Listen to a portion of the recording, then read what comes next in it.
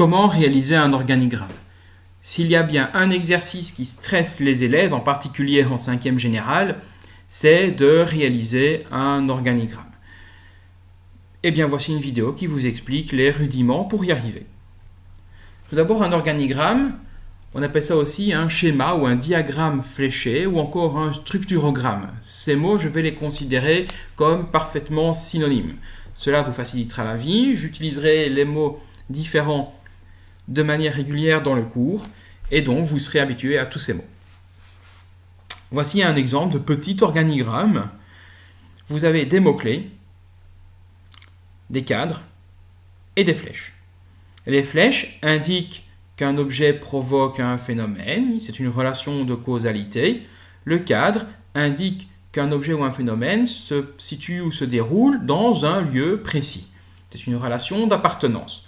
Faites bien la différence entre les deux.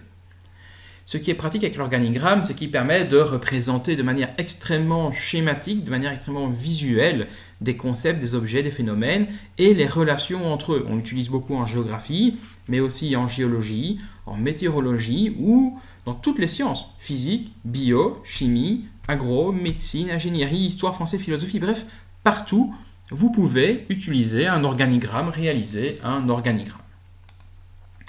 Alors, comment réaliser? Eh bien là, c'est la mauvaise nouvelle, il n'y a pas de recette miracle. Il faut de la méthode, de la structure, il faut suivre les conseils que je vous donne, il faut peut-être connaître 2-3 petites astuces, et il faut aussi beaucoup d'entraînement. La méthode, c'est 1. Trouver les mots-clés et en faire une liste. 2. Trier, agencer les mots-clés. 3. Connecter les mots-clés. Et 4. Compléter l'organigramme. Je vais le faire avec vous, avec un exemple concret. L'exemple que je vois en 4e G, qui est plutôt amusant, c'est la fabrication du rhum. Première étape, les mots-clés. Vous disposerez soit de documents écrits, des textes, des cartes, des schémas, ou bien de mes explications orales. Faites attention, vous devez prendre les mots les plus importants et ne pas en prendre trop. L'erreur fréquente des élèves, c'est de prendre beaucoup trop de mots, donc de faire un organigramme beaucoup trop compliqué qui ne ressemble plus à grand-chose. Je vais vous donner une indication. Généralement, les organigrammes que je vous demande font 10, 12 mots, maximum 15, jamais 20 mots. Si vous arrivez à un organigramme avec 20 mots, soit c'est exceptionnel, soit c'est un problème. Posez-vous les bonnes questions. Uniquement les mots-clés les plus importants. Alors, l'agencement général. On essaye toujours de suivre une logique. Ici, c'est un processus de fabrication. Il est normal que je commence par le départ, à savoir la canne à sucre, et que j'aille vers le résultat, à savoir le rhum industriel et le rhum agricole. La distillerie, c'est un lieu, elle va sûrement aller au-dessus. Le broyage est un phénomène qui a lieu relativement au début, tout comme le jus. La fermentation est un phénomène qui mène au rhum agricole, tout comme la distillation. La sucrerie est un autre lieu. Le sucre et la mélasse sont des produits intermédiaires pour le rhum industriel. Si je reprends ceci et que je l'ordonne de manière correcte, j'obtiens ceci. J'ai rajouté quelques mots. Ne prenez pas peur pour ça. Donc, la canne à sucre subit le broyage pour donner du jus.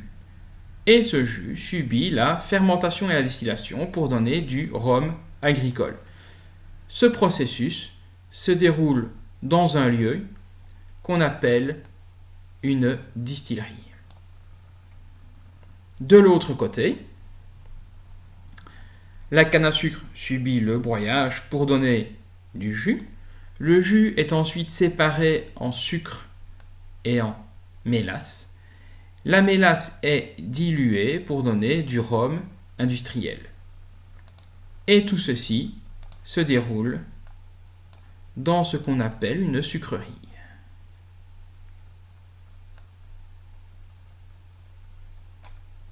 Et voilà mon organigramme. Alors, c'est vraiment pas compliqué. Le tout, c'est de faire les choses dans l'ordre. Vous pouvez également rajouter une petite légende dans votre organigramme s'il est plus compliqué, s'il y a plusieurs types de flèches. Par exemple, provoque, empêche, influence, devient. Trouvez des couleurs et des symboles adaptés à ce que vous voulez représenter. Donc pour faire un organigramme, c'est difficile. Donc il faut de l'entraînement et de la méthode. C'est la seule solution pour arriver à la réussite.